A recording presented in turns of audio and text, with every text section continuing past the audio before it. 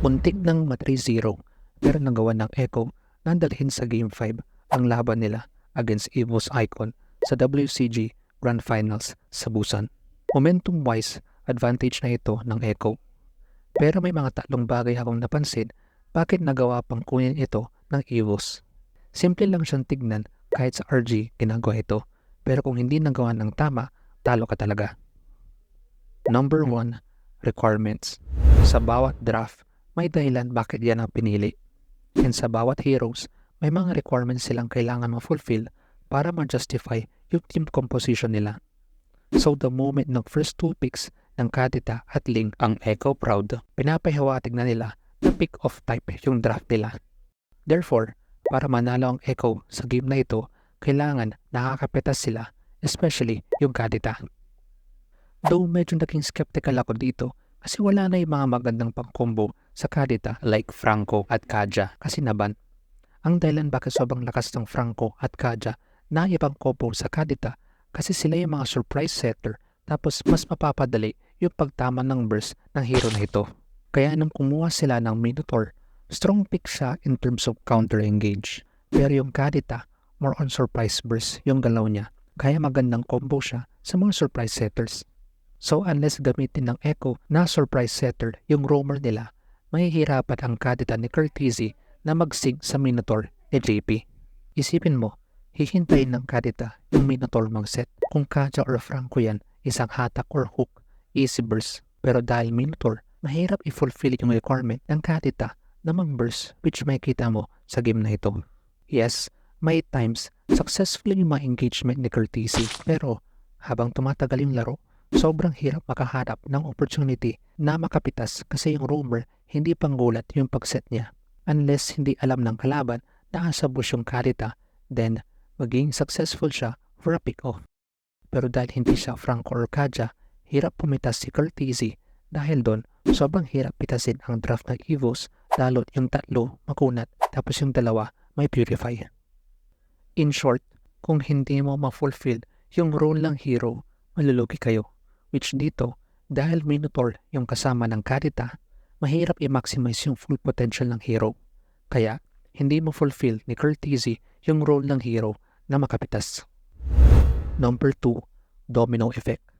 Sa laro ng MLBB, minsan, isang moment of success lang, either successful pick-off, zone, tower down, manalo kayo sa teamfight, or kahit makadinay ka lang ng isang minions or jungle creep, domino effect na yan, na yung advantage dahan-dahan mapupunta sa team nyo.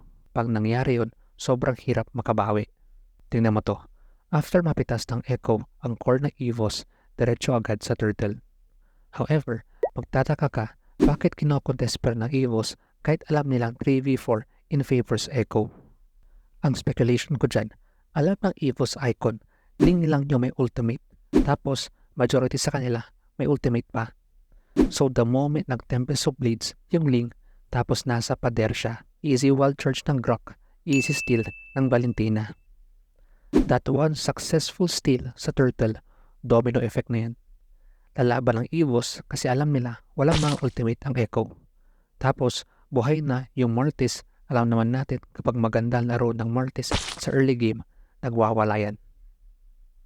Isang kill sa roam, isang kill sa mage, may kasama pang blue buff. Kita mo yung domino effect dahil sa isang successful steal ng EVOS sa Turtle, 2 kills plus blue buff. Pero may domino effect din na nangyari in favor sa Echo Proud kung saan naging successful yung pitas ng Kadita kahit walang set kasi walang vision ng EVOS sa kanya. Tapos dahil doon, nakapitas pa sila ng dalawang heroes. And then, nanakaw pa yung Turtle.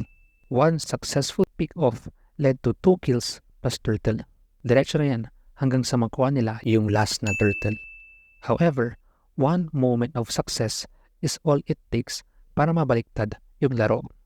Isang maling tapang ni JP dito, easy set agad ng EVOS, and the rest was history. From early game to mid game, seesaw yung nangyari. Tabla pa nga ang Echo at EVOS sa game na ito. However, yung nagtapos ng laro ay number 3, decision making. Tingnan mo to. May Lord Dance na nangyayari. Half health na yung Lord pero pa-open yung blue buff ng Ling. Talo ang choice ng Echo. Unahin ba yung Lord, blue buff, or both? Ideally, mas better kung makuha both. Sabi nga nila, why choose one if you can have both? Pero, mangyayari lang yan kung kaya panindigan ng Echo yung both. Kasi alam din ng EVOS na pa-open yung blue buff ng Ling. Therefore, yung decision ng EVOS i-contest ng Masha yung blue ng Ling habang may kasama silang nakahold sa Lord.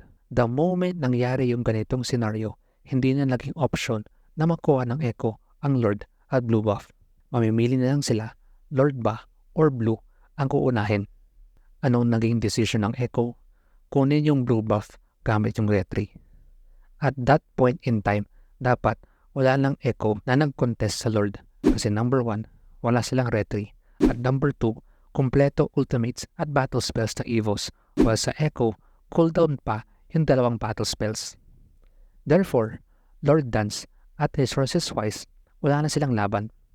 Pero dahil pinili ng Echo yung both na choice, ano nangyari? Naubos sila. Noong nag-decide ang Echo na piliin ng blue buff ni Zyda, dapat bigay na yung Lord. Kasi level 1 Lord lang naman yan, if ever, kaya pang i-defend yun. Kaya minsan sa buhay, dapat isa lang kasi, hindi pwede both.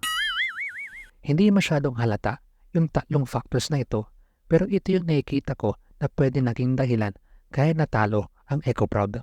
Ano man ang ibang factors, it was still a good match. Konting adjustment sa draft, especially sa in-game decision making, I believe lalakas pa ang Echo Proud. Sa aking analysis, congrats EVOS Icon, congrats pa rin Echo Proud.